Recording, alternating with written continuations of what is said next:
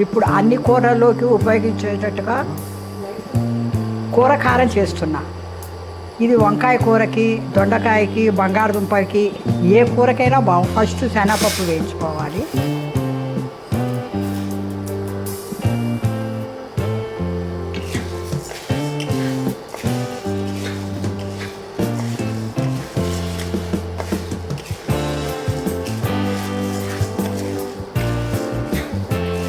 శనగపప్పు లేటుగా వేగుతుంది, ఆలస్యం అవుతుంది. అందుకని ఇది కొంత వేగిన తర్వాత మినప్పప్పు వేసుకోవాలి. మినప్పప్పు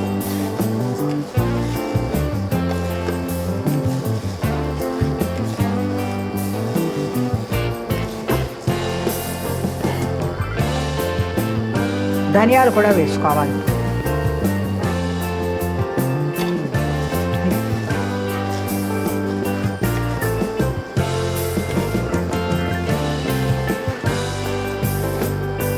పన్నీరు కూడా వేయాలి.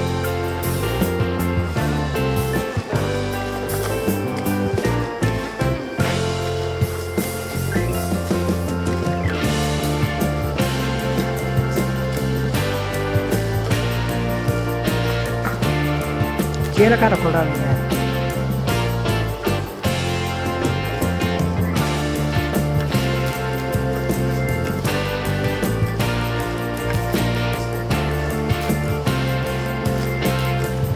ఇప్పుడు ఇవన్నీ వేగిన తర్వాత వీటి సరిపడా ఎండు మిరపకాయలు వేసుకోవాలి కారానికి అనమాట.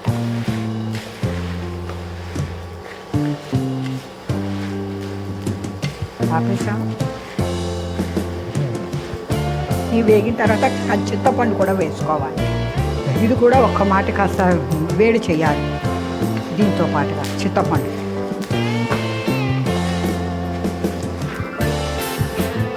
ఇది కూడా వేగుతుంది. చింతపండు అప్పుడు డ్రై అయిపోతుంది అన్నమాట. ఈ చింతపండు